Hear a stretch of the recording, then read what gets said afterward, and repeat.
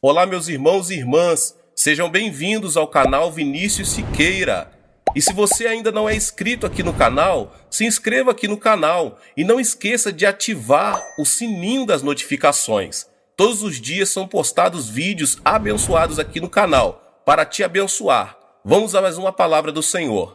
A Bíblia diz em 2 Coríntios, capítulo 13, verso 14, diz assim a palavra do Senhor: A graça do Senhor Jesus Cristo e o amor de Deus e a comunhão do Espírito Santo sejam com todos vocês. Para mim, o ministério sempre foi a prioridade número 1. Deus ensinava-me a pastorear, e essa aventura era como sair em busca de diamantes. Passava pelo fogo e pela água. Houve momentos em que tive de encarar a morte, e por momentos eu caía na armadilha do orgulho. Pensava que podia trabalhar por meus próprios meios. Estava equivocado. O ministério era de Deus. Seus também eram o sonho e o propósito. Eu era só um administrador do que era dele, mas ao mesmo tempo necessitava de outros administradores, pois entendi que o ministério era um trabalho em equipe. Pastorear era trabalhar em equipe com Deus e com os membros da igreja. Depois de graduar-me na escola do deserto, Deus instruiu-me na escola do ministério. Depois de 1 mês de ter desmaiado, Deus rompeu alguns métodos que utilizava na igreja. Eu passava dias inteiros deitado em meu apartamento. Decidi não abandonar o ministério jamais. O missionário John Houston e a pastora Choi dirigiam a igreja. Eu me dava conta de que as necessidades das pessoas não eram totalmente supridas. A Coreia era um país pobre, e os membros faziam tudo o que podiam para manter em dia as finanças da igreja. Descobri que era de vital importância motivar os novos convertidos e torná-los participantes do ministério, mas não sabia como fazê-lo. Eu descansava e não sabia o que deveria fazer. Sentia-me esgotado física e mentalmente. Parecia ser um adorno a mais na casa, pois passava dias inteiros na cama. A advertência foi clara. Não deveria sair sozinho do apartamento, porque poderia voltar a desmaiar. Foram dias de muita angústia e dor. Dormia e orava e pedia a Deus uma saída. No entanto, aqueles dias serviram-me para aprofundar meu conhecimento sobre a Bíblia. Deus preparava-me para me usar de uma forma mais poderosa. Deus deu-me a primeira matéria para estudar. Tratava-se de cura e Espírito Santo. Nunca havia pregado sem a certeza da cura de Deus. Além disso, tinha visto muitos milagres de cura, mas não tinha fé suficiente para curar minha doença. Descobri que meu fundamento bíblico sobre a cura era insuficiente e que uma comunhão íntima com o Espírito Santo era de vital importância. O estudo sobre esses 2 temas levou-me a escrever 2 livros. O título do primeiro livro foi Jesus Cristo, meu curador, e o segundo, Espírito Santo. Um estudo profundo sobre esses temas fez que tanto minha fé quanto meu conhecimento crescessem, e tive o privilégio de conhecer mais intimamente a terceira pessoa da Trindade. Tinha ouvido falar de que, como cristãos, temos o dever de ter comunhão com Deus Pai e Deus Filho, mas nunca tinha ouvido falar de que devíamos ter comunhão com o Espírito Santo, o que é possível. Aprendi que comunhão implicava uma relação mais profunda que uma simples amizade. Segundo o dicionário, comunhão significa relação íntima fundamentada em um profundo e mútuo entendimento, ato de compartilhar com alguém pensamentos e emoções. Deus enfatizou a importância de desenvolver uma comunhão íntima com o Espírito Santo, em outras palavras, falar com ele sobre minhas ideias, meus pensamentos, minhas inquietudes e minhas emoções. O Senhor disse: pense no matrimônio. Quando um casal contrai matrimônio, a mulher começa a viver na casa do esposo e o esposo não se separa dela. O homem nunca trata sua mulher como um adorno ou um objeto, mas sim compartilha sua vida de uma forma íntima. Digo isso porque quero que sua relação com o Espírito Santo seja assim.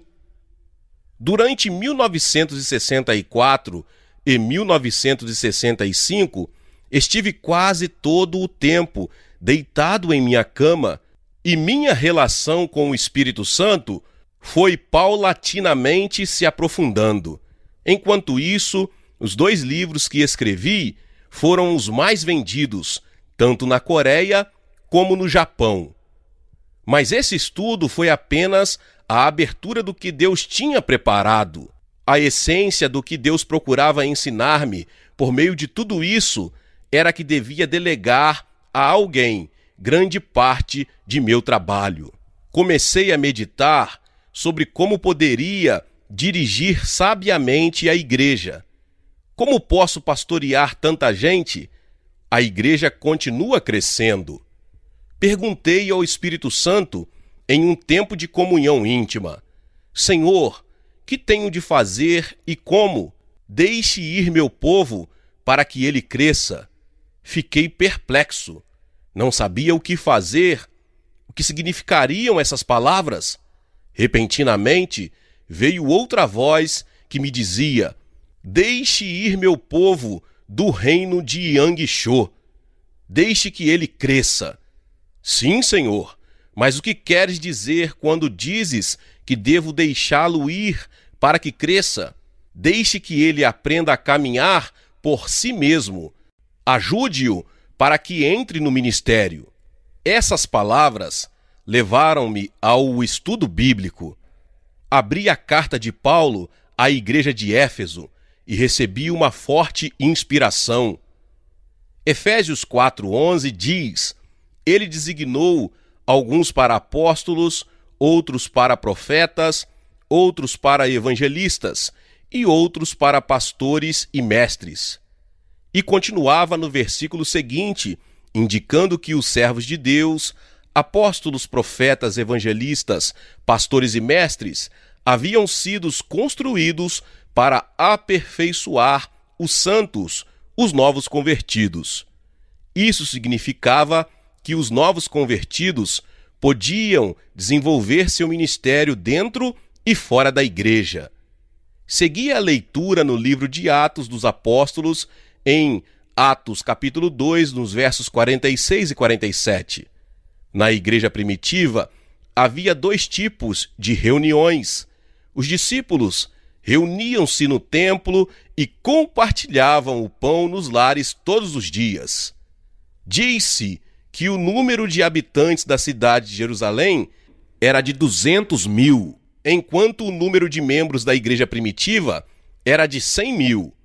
Se levarmos em conta que só havia 12 apóstolos, não podemos deixar de nos perguntar: como fizeram para ministrar e supervisionar tanta gente, assim como realizar as visitas aos lares? Impossível! Não resta dúvida de que se reuniam em grupos pequenos nos lares, acompanhado dos 7 diáconos que aparecem em Atos 6. Os novos convertidos visitam lares, ou seja, reuniam-se nas células. Meu paradigma sobre a igreja era o edifício. Jamais imaginei que um lar poderia chegar a ser um centro de adoração. Mas a Bíblia mostra claramente sobre a igreja nos lares. Meditei em minha igreja de forma particular. Nós não realizamos visitas nos lares, só pedíamos às pessoas que se congregassem aos domingos e às quartas-feiras. Descobri que esse havia sido nosso ponto fraco. O Espírito Santo levou-me a Atos 6. Esse trecho da Bíblia narra como 7 diáconos foram eleitos com o fim de proporcionar o suprimento da necessidade material dos novos fiéis que se acrescentavam cada dia e como os apóstolos limitaram seu labor à oração e à pregação da palavra. Não obstante, depois que Estevão morreu apedrejado, a igreja se dispersou. Como podemos ver no capítulo 8, os mesmos diáconos saíram para pregar a palavra. Nesse caso em particular, Filipe levou o evangelho a Samaria. Em síntese, os apóstolos não delegaram somente a autoridade de administrar a igreja, mas também de pregar a palavra. Segundo Atos, no dia de Pentecoste, 3.000 pessoas somaram-se à igreja e no dia seguinte outras 5.000. Havia tão somente 12 apóstolos e depois 7 diáconos. Portanto, cheguei à conclusão de que a única maneira de supervisioná-los era por meio de líderes de células. A igreja tinha uma excelente organização para suprir todas as necessidades de seus membros. Isso é o que eu estava buscando. Falei a meu coração, meu entendimento se abrira, como pôde a igreja primitiva consolidar 3.000 membros no dia de Pentecoste, quando o Espírito Santo veio sobre aqueles que estavam no seu aposento alto. As necessidades não eram supridas pelo templo, e sim nos lares. Segui a leitura e descobri em outras passagens o mesmo princípio das reuniões nos lares, ou seja, nas células. A célula na casa de Lídia, Atos 16:40, na casa de Priscila e Áquila, Atos 16, do 3 ao 5, na casa de Filemon, Filemon 2. Sem sombra de dúvida, a Bíblia continha muitos fundamentos acerca de reuniões nos lares. Além do mais, descobri em Êxodo capítulo 18 que Moisés lutava só, julgando o justo e o injusto de cada litígio. O dever de Moisés era estar sentado todo o dia, escutando e julgando o conflito de sua gente. Seu sogro Jetro observou que a carga era muito pesada para ele e ensinou-lhe o princípio de delegar responsabilidades para suprir todas as necessidades do povo. Em Êxodo capítulo 18, nos versos 21 e 22, diz assim a palavra do Senhor: Mas escolha dentre todo o povo homens capazes, tementes a Deus, dignos de confiança e inimigos de ganho desonesto. Estabeleça-os como chefes de 1.000, de 100, de 50 e de 10. Eles estarão sempre à disposição do povo para julgar as questões. Trarão a você apenas as questões difíceis, as mais simples decidirão sozinhos. Isso tornará mais leve o seu fardo, porque eles o dividirão com você. Por meio das Escrituras, descobri que a ação de delegar responsabilidades era da vontade de Deus. Essa ideia passou de minha mente a meu coração em forma de convicção. Se enviasse os diáconos para abrir seus lares e ensinassem a palavra, orassem pelos doentes e se ajudassem mutuamente, desenvolvendo uma comunhão íntima, a igreja cresceria nos lares e o Espírito Santo ficaria muito mais acessível para alcançar os amigos e vizinhos, assim como também motivaria muita gente a frequentar a igreja em reuniões gerais. Esse sistema facilitaria meu trabalho como pastor, sem necessidade de utilizar tempo em assessoria e em visitas a lares. Se tão somente pudesse capacitar líderes novos convertidos, isso facilitaria meu trabalho. Durante 3 semanas, estive planejando como levar a cabo esse novo sistema.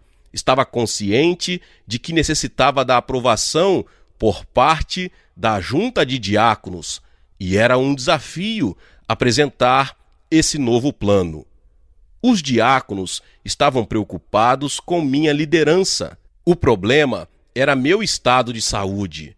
Conseguia levantar-me da cama, mas custava-me parar e manter-me em pé.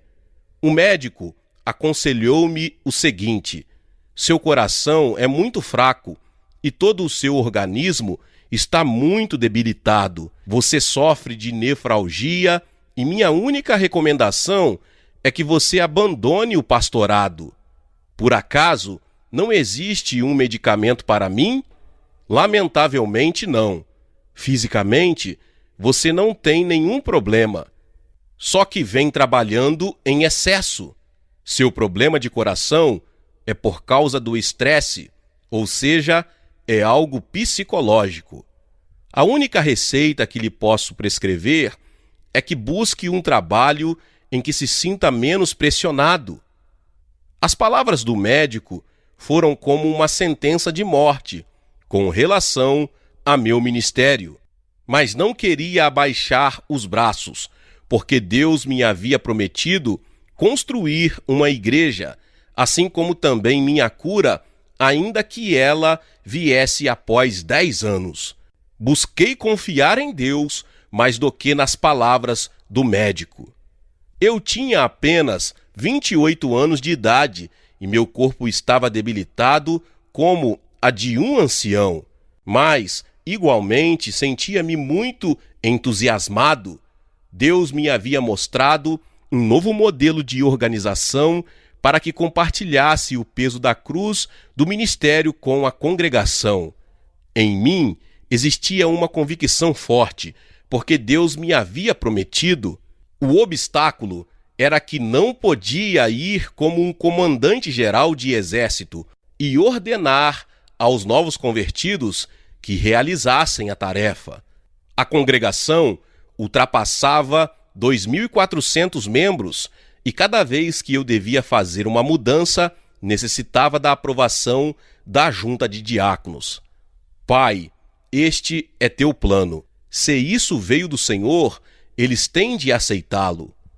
Um mês depois, reuni a junta de diáconos e descarreguei o que havia em meu coração. Como vocês devem saber, estou doente e é impossível eu aconselhar e visitar os lares. Tampouco posso orar pelos doentes. Comecei a mostrar-lhes, à luz das Escrituras, os princípios de grupos pequenos que Deus me havia revelado. Enfatizei que eles deveriam aprender a pararem por si mesmos e entrar no ministério. Então, apresentei os passos que deveriam dar para realizar as mudanças. Mostrei a função das células e seu sistema baseado na Bíblia. As opiniões não demoraram a chegar. Você tem razão. Apresentou um excelente fundamento bíblico. Creio que isso é de Deus. Nós, porém, não recebemos capacitação para cumprir semelhante tarefa. Além do mais, essa é a razão pela qual lhe pagamos o salário, pastor. Outro diácono afirmou: sou um homem ocupado, tenho muito trabalho a fazer. No pouco tempo que me sobra, aproveito para descansar em privacidade. Eu não poderia dirigir células. Basicamente, todos concordaram que a ideia era bíblica, mas achavam que era inexequível. Eu parecia não encontrar o caminho correto para continuar motivando. Eles não recusavam a ideia, mas tampouco a aceitavam, só estavam convencidos de que isso não funcionaria. Ainda que nem todos tivessem dado sua opinião, eu sabia o que guardavam em seu coração. Estavam pensando que era inadequado pedir-lhes que entrassem no ministério, visto que eles ofertavam para que eu cumprisse com essa obrigação. Senti-me incomodado, porque a possibilidade de pensar que eu estava delegando minha tarefa por causa de minha limitação física estava aberta. Dei-me conta de que os irmãos não tinham compaixão alguma. Ninguém expressou a ideia de contratar um novo pastor, mas escutei, momentos depois, por parte de uma pessoa que tinha participado da reunião, que tampouco iriam descartar essa ideia caso eu apresentasse uma carta de renúncia. Também tinha de levar em consideração que em qualquer momento podia desmaiar. Fui ver a pastora Choi, com quem eu sempre abri o coração, para contar minhas inquietudes e descarreguei tudo o que guardava. Depois de um tempo de oração e estudo da palavra, falamos sobre minhas distintas possibilidades de como realizar esse ministério. E surgiu a ideia de usar as mulheres como líderes. Em um momento de oração e meditação, a pastora expressou sua ideia. Tenho a certeza de que Deus nos mostrou esse caminho porque é sua vontade. Creio que devemos reunir as mulheres para apresentar-lhes esse novo projeto. Inclinei a cabeça, mas quem aceitaria essa ideia? Encontrava-me em Seul, Coreia do Sul, e não nos Estados Unidos. Na Coreia, não havia movimentos feministas e, sobretudo, as mulheres estavam em um segundo plano dentro da sociedade, devido à influência da cultura oriental. Por milhares de anos, a mulher havia permanecido sob a influência do homem, ou seja, a mulher obedecia ao homem. A mulher não conseguia ocupar um lugar importante na sociedade nem na igreja. Eu tampouco era uma exceção e acabava sendo difícil para mim aceitar essa ideia. Como poderiam as mulheres dirigir grupos nos lares? A oposição por parte dos homens era evidente. Além do mais, a Bíblia afirmava em 1 Timóteo capítulo 2, verso 11, a mulher deve aprender em silêncio, com toda a sujeição. Como oriental, eu tinha um entendimento muito particular quanto a essas palavras de Paulo dirigidas a Timóteo. O apóstolo escreveu essa mensagem com uma mentalidade oriental. Por tal motivo, quando meus olhos caíram nessa parte das Escrituras, imediatamente a relacionei com minha cultura. Na igreja coreana, os homens sentavam-se do lado direito do templo, olhando da entrada, e as mulheres do lado esquerdo. E no meio havia um véu que separava um dos outros. Quando faltava poucos minutos para terminar o culto, algumas irmãs inclinavam-se o corpo e sussurravam: "Você me escuta? Está aí? Nós nos veremos do lado direito, da porta principal." Era necessário que o pastor advertisse as mulheres. Ele dizia: "Irmãs, peço que guardem absoluto silêncio até sua saída do santuário." Eu entendia o que Paulo queria dizer quando explicava que Sara chamava a Abraão meu senhor. Ainda na atualidade, a mulher oriental chama seu marido de meu senhor. Por exemplo, se você perguntar a uma mulher coreana por seu marido, ela lhe responderá: "Meu senhor encontra-se muito bem, obrigada." Por essa mesma razão, quando procurei implementar a liderança feminina, por momentos questionei-me se isso não era só produto de minha imaginação. Deus, queres destruir minha igreja por meio desses pensamentos? Caso eu use as mulheres para dirigir células, todo mundo me dará as costas. Entretanto, Deus me disse claramente: sim, esse é o seu pensamento. Não coincide com o meu pensamento, que é usar as mulheres. Senhor, se realmente queres que eu use as mulheres, mostra-me os fundamentos bíblicos. Eu debatia com o Senhor. Meus irmãos e irmãs, nos dias seguintes, pedi a Deus que me confirmasse a liderança feminina por meio das Escrituras. Fui descobrindo aos poucos a sustentação bíblica. Finalmente, descobri que Paulo não era machista. Ele trabalhava em equipe com as mulheres, mas só quando elas estavam sob sua autoridade. Em Romanos, capítulo 16, no verso 1, diz que Febe era diaconisa da igreja em Cencreia, o que significa que estava em posição de liderança, mas sob a autoridade de Paulo. Era evidente que o apóstolo havia recomendado Febe como uma serva e também como uma pregadora. O fato de que Paulo lhe tivesse outorgado autoridade para pregar a palavra significava que ela possuía liberdade em seu ministério. Em Romanos 16:3, Paulo faz referência a Priscila e a Áquila e diz: saúdem também a igreja que se reúne na casa deles. Então, quem pregava nesse lugar? Comecei a pintar esse quadro a partir de um ponto de vista oriental. Na cultura oriental, o nome do líder sempre é mencionado primeiro. Se for assim, a ordem desses dois nomes não deve ser vista segundo o conceito de primeiro as damas. Se um ocidental visitar uma família oriental e saudar primeiro a esposa, isso é considerado uma falta de respeito. Se você visita uma família coreana e ainda que saiba que o esposo não se encontra em casa, é recomendável saudar a esposa, dizendo: como está seu esposo? Só então deve saudar a mulher. O esposo sempre tem de vir primeiro, porque o esposo é considerado o cabeça da casa. Meus irmãos e irmãs, na Coreia não se usa a expressão damas e cavalheiros, como também o homem nunca vai atrás da mulher, tampouco adiante, para abrir a porta.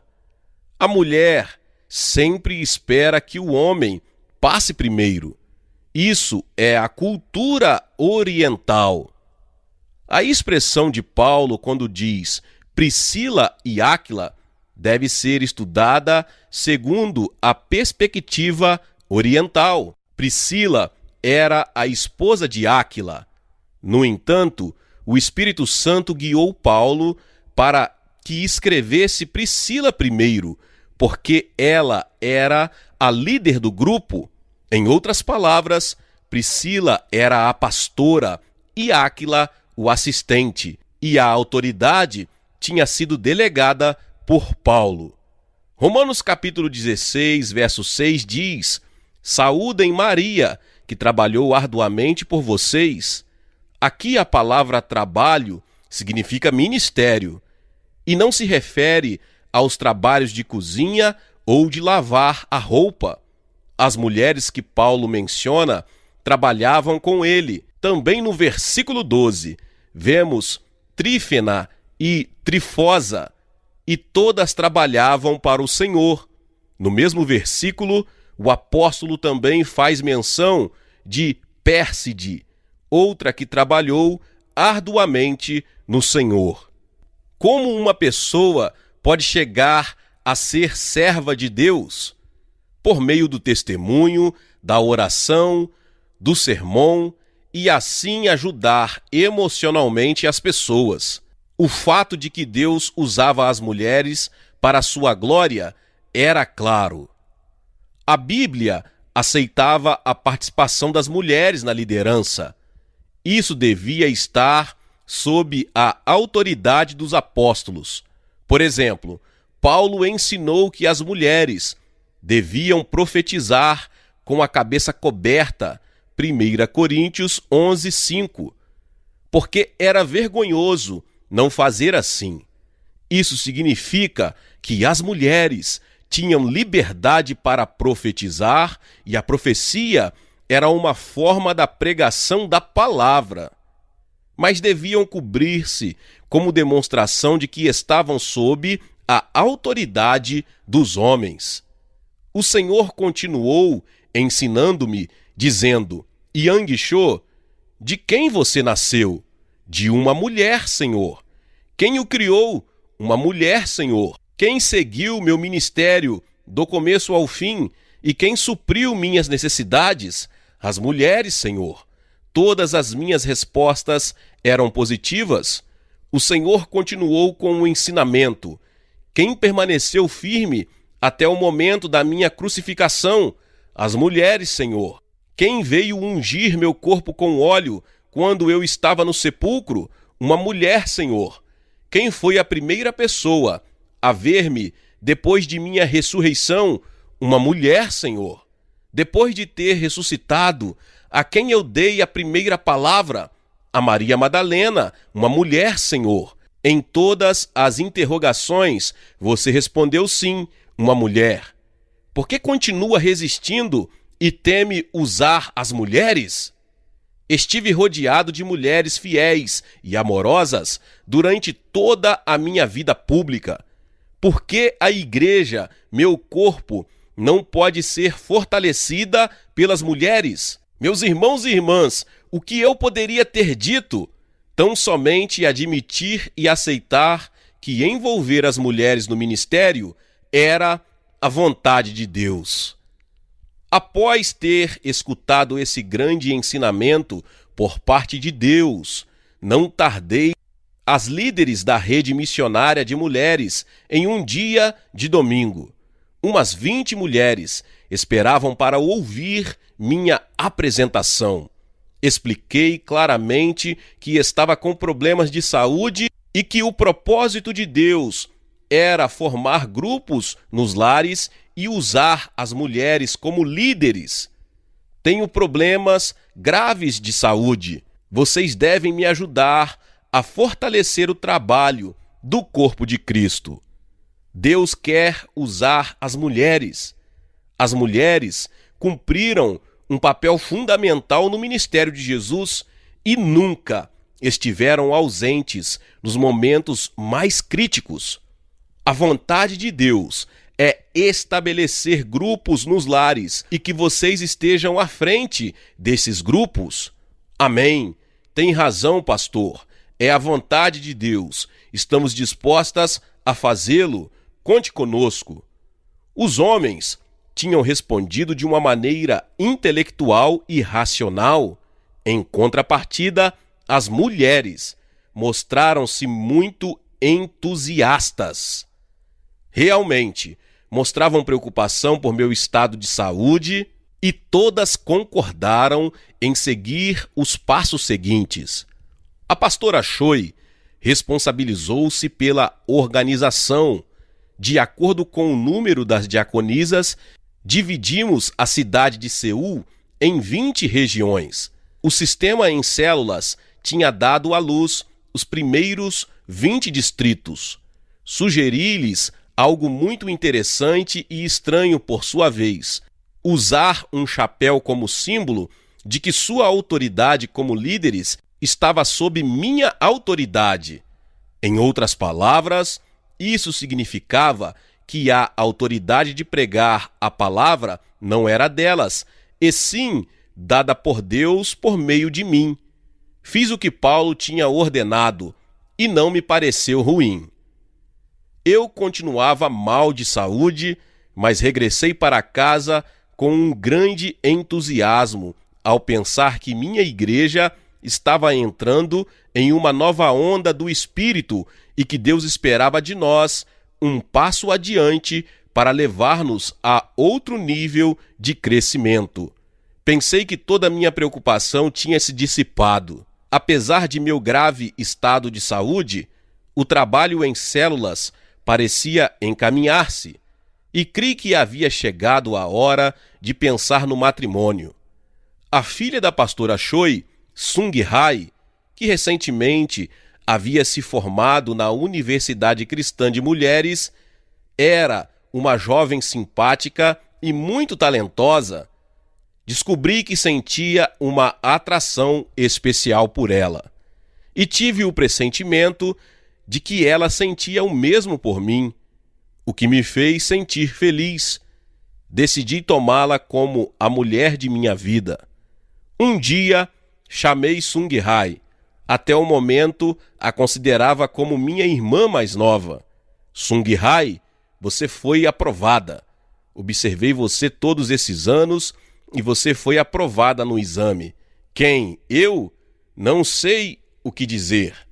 Dei-lhe um relógio como compromisso de casamento. Depois de 1 ano e meio, quando tinha completado meus 30 anos de idade, no dia 1º de março de 1965, contraí matrimônio com a filha da pastora Choi, que era 6 anos mais nova do que eu.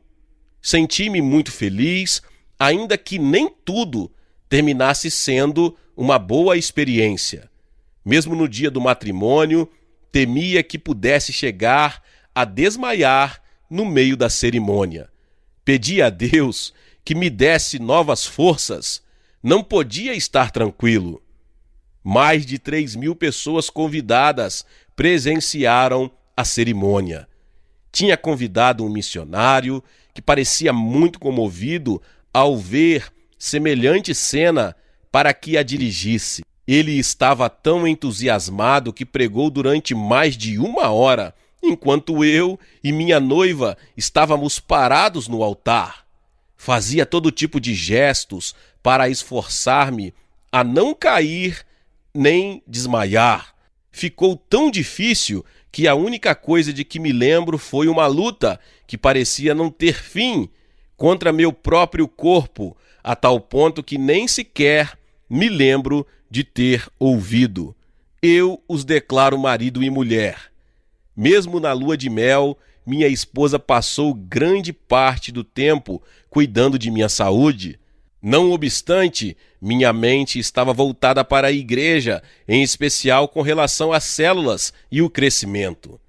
Mas tinha a tranquilidade de que grande parte dos problemas, quanto a estabelecer o sistema, estava resolvida. Apenas regressei para casa e já tinha a agenda completa de atividades no interior do país durante os 6 meses seguintes, pois nesse momento havia ganhado um reconhecimento nacional por causa do crescimento de minha igreja. Permanentemente viajava por todo o interior do país, levando a palavra, e regressava a Seul só nos fins de semana. E logo que terminava a reunião dos domingos, fazia minhas malas novamente para viajar a outro destino. Enquanto isso, minha esposa caía em um poço de depressão. Depois de 1 semana de atividade, o único presente que lhe oferecia era uma mala cheia de roupa suja. Sentia pena por ter lhe feito tomar a cruz de ser esposa de um pastor. Além disso, não recebi nenhuma remuneração durante 3 anos, por causa da construção de um novo templo. Queria ser exemplo. Minha esposa viu-se obrigada a trabalhar durante esse período para suprir as necessidades básicas da família. Pôs um cartaz na porta da casa que dizia: aulas particulares de piano. Enquanto isso, as células continuavam crescendo, o que resultou em crescimento da igreja. Determinados grupos começaram a mostrar quais eram as características do êxito. Os integrantes do grupo convidavam familiares e amigos para as reuniões do grupo, e muitos recebiam Jesus como seu Senhor e Salvador. Os grupos cresciam como fazem as células biológicas, por reprodução. Graças ao trabalho em células, o número dos que assistiam às reuniões de domingo foi crescendo de maneira espantosa, assim como o número de células. A igreja sentiu a necessidade de contratar mais pastores para supervisionar as células e designar mais líderes para esses grupos. Chegamos a um ponto em que não pudemos estar em dia com os papéis dos novos convertidos e, como consequência, diminuiu a porcentagem de crescimento. Apesar disso, a última cifra registrada oficialmente, em 1964, diz que tínhamos 2.400 membros. Sabíamos que tínhamos crescido muito em razão do trabalho em células, mas não podíamos calcular com exatidão quantos havíamos alcançado com a mensagem. Frequentemente sentia que me encontrava cara a cara com a morte. Orava sempre com as mesmas palavras: Senhor, deixa que este servo possa levar tua palavra uma vez mais. Se atenderes a esse pedido, podes levar-me para teu reino depois de pregar tua palavra. Nessas circunstâncias, Deus levava-me às nações. As notícias do crescimento de nossa igreja eram conhecidas por todo o mundo, em especial entre as igrejas das Assembleias de Deus dos Estados Unidos. Foi nesse momento que meus olhos se abriram e pude ver o mundo inteiro em forma de células. Fui eleito presidente das Assembleias de Deus da Coreia do Sul e tive o privilégio de servir como membro da Junta de Conselhos nas Conferências Mundiais Pentecostais celebradas em Seul e no Brasil. Realizamos um programa de missões e ajudei os missionários para que implantassem o sistema em células em seus respectivos países. A igreja continuou crescendo, mas minha saúde não se mantinha estável. Caía desmaiado quando menos esperava. Em certa ocasião, desmaiei no aeroporto de Tóquio, no Japão, e outra ocasião nas Assembleias de Deus dos Estados Unidos. E também em Singapura e em muitos hotéis. Sentia pena de minha esposa. Eu orava pelos doentes e muitos se curavam. Cada vez que via grandes milagres de cura, dizia por dentro: Senhor, por favor, peço que também cures minha doença. Deus tinha dito, porém, que minha saúde iria melhorar gradualmente até que a cura fosse completa, mas eu tinha de esperar por 10 anos. Nesse período, passei momentos de muita dor e sofrimento. Percebi que nada estava sob meu controle. Meu único objetivo na vida tinha sido o êxito. Ainda quando estava no ministério, meu desejo era construir a maior igreja de toda a Coreia. Mas chegou um instante em que nem o êxito, nem a ambição de querer construir uma igreja grande pareceu-me ter sentido algum. Só podia depender de Deus e confiar cada segundo, cada movimento, cada passo, cada alento de minha vida àquele que mostrava compaixão por mim. Agora sei que aqueles dias foram momentos de quebrantamento, e quão importante é que o líder seja quebrantado. Caso o líder não o experimente, nunca poderá dirigir o povo de Deus como pastor, porque o temor se apoderará dele. Uma liderança não quebrantada cairá na armadilha do dinheiro e do poder, porque guardará temor de perder sua posição e autoridade. Além do mais, desconfiará de seus seguidores e nunca lhes delegará sua autoridade por meio de perder sua posição e autoridade. Deus usa uma pessoa de acordo com o nível de sua entrega. Agora me dou conta de que Deus não pode usar uma pessoa até que ela seja quebrantada por completo e deixe de confiar em suas próprias forças. Portanto, ainda que tinha recebido a cura completa, descobri que meu ser era apenas um insignificante grão de areia diante da presença de Deus. Ao finalizar meus 10 anos de grande sofrimento e dor, Deus revelou-me a visão de construir um novo templo. O projeto seria centralizado na ilha de Ioido, que até o momento era um deserto, e o governo iniciava um plano de exploração e desenvolvimento, e centenas de apartamentos e escritórios governamentais estavam em construção. Conseguimos adquirir o terreno e finalizamos o projeto de construção em 1973.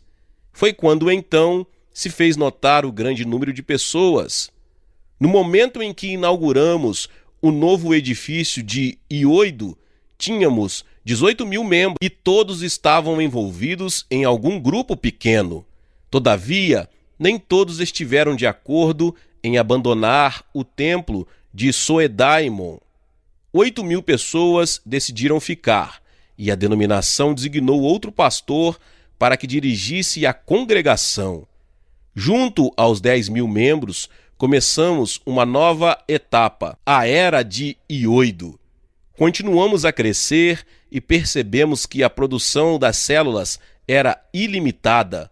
No momento de nos mudar para Ioido, o milagre chegou à minha vida. Senti como uma onda de cura que golpeava contra o meu coração.